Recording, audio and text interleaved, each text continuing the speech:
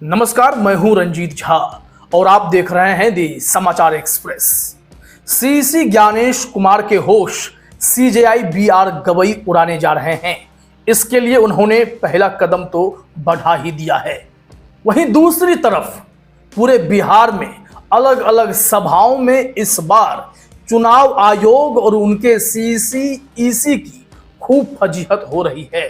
फिर चाहे सीसी ज्ञानेश कुमार हों या उनके अन्य साथी आयुक्त संधू साहब या जोशी साहब, इन सब साहबों की असलियत जनता के सामने प्रियंका गांधी ने बताना शुरू कर दिया है।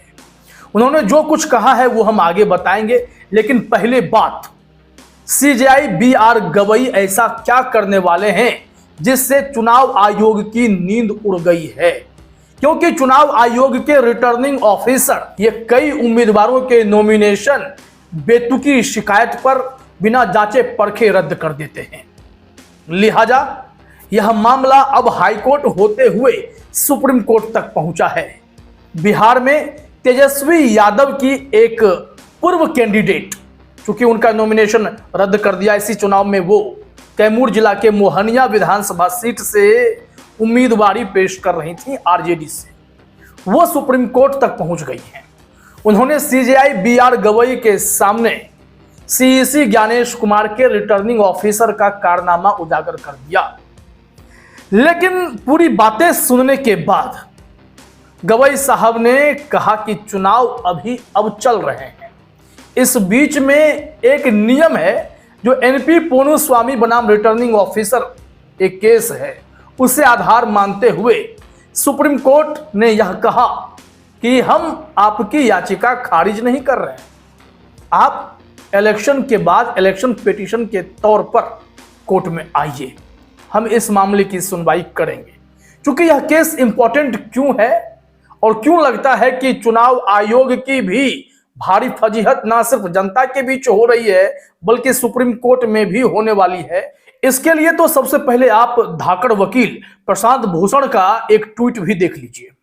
उन्होंने कहा है कि if the 3 ECs were to be held accountable for the crimes against democracy that they have committed, each one of them would spend the rest of their lives in jail। उन्होंने क्लियरली कहा है कि लोकतंत्र के खिलाफ जो अपराध इन 3 चुनाव आयुक्तों ने किया है, अगर इसके लिए उन्हें अकाउंटेबल बना दिया जाए तो यकीन मानिए कि इन तीनों की पूरी जिंदगी जेल में बीतने वाली है। प्रशांत भूषण चुनाव सुधार के लिए जाने जाते हैं, एडीआर की प्रमुख लड़ाई वही लड़ते रहे हैं, तो मोर्चा वो भी खोलने वाले हैं।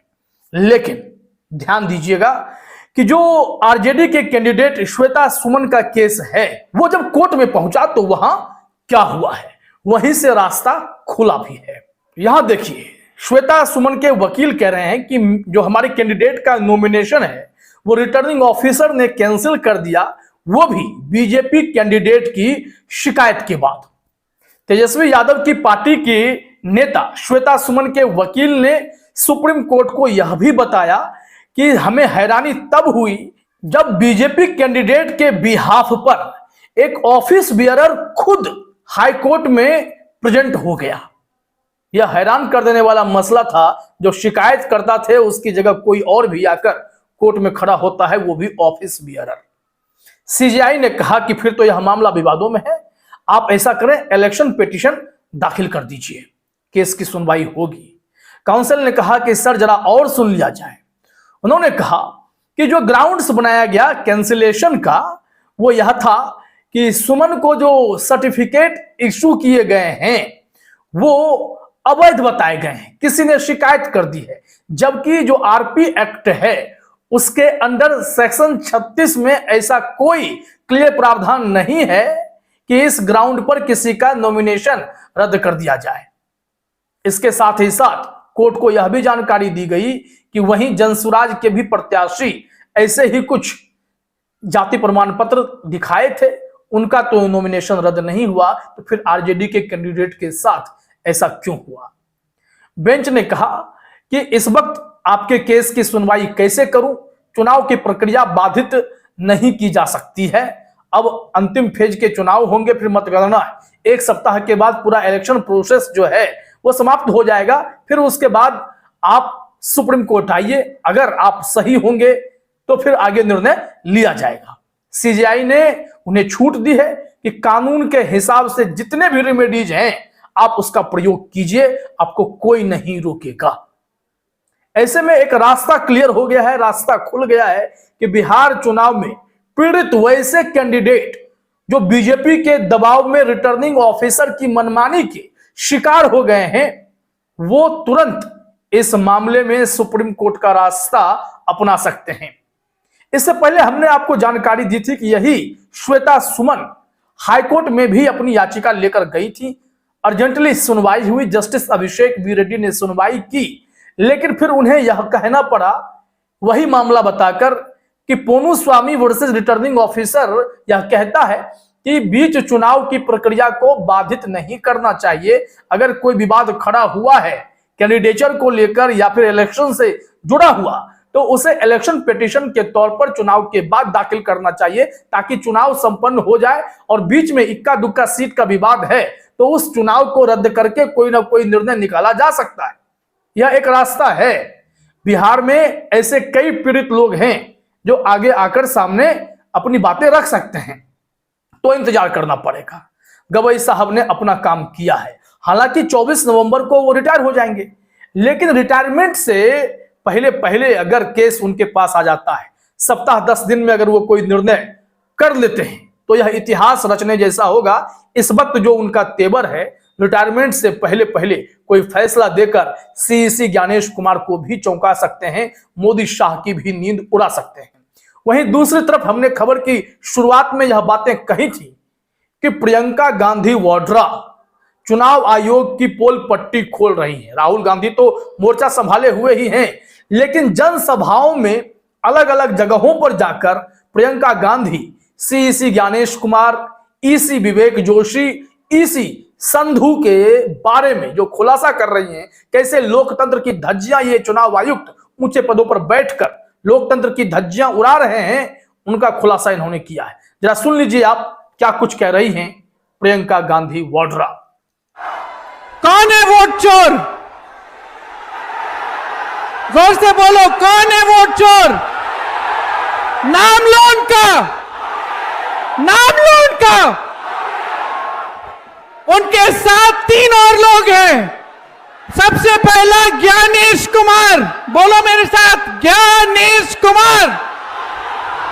मेरे साथ बोलो, विवेक जोशी, एसएस संधू।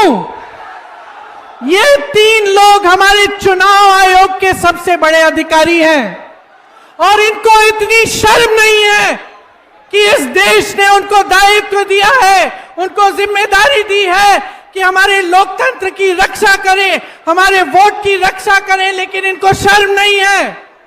ये आपके यहां से बिहार से 65 लाख वोट काट रहे हैं, काटे हैं इन्होंने। तो आप बताइए, क्या इनको पद के पीछे छिपने देना चाहिए? क्या इनको अपने पद के पीछे छिपना देना चाहिए, हाँ कि ना? नहीं, बोलो नहीं छिपना है। क्या कुछ महीने बाद ये रिटायर होकर चैन की जिंदगी जी सके? ये अच्छी बात है। क्या ये देश इनको भूलेगा? क्या आप इनको याद रखेंगे कि नहीं?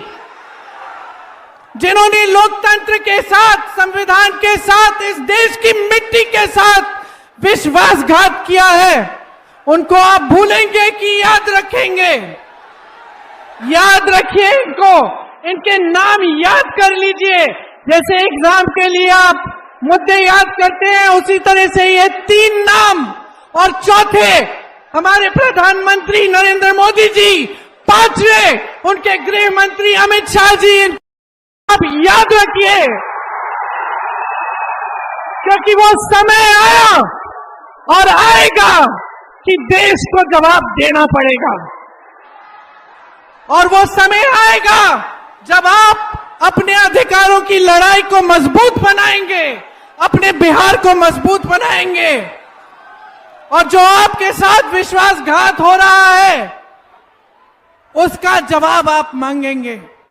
तो सुन लिया आपने, कुल मिलाकर बातें यही हैं कि जनता के बीच भी बेनकाब हो रहे सीसी ज्ञानेश कुमार और अब सुप्रीम कोर्ट में भी उनकी भारी फजीहत हो सकती है, क्योंकि रिटर्निंग ऑफिसर की करतूतों का अगर भांडा फूटा तो बात ईसीआई तक जरूर पहुंचेगी। फिलहाल इस वीडियो में इतना ही। आप तमाम साथियों का हमसे जुड़ने के लिए बहुत बहुत धन्यवाद, शुक्रिया।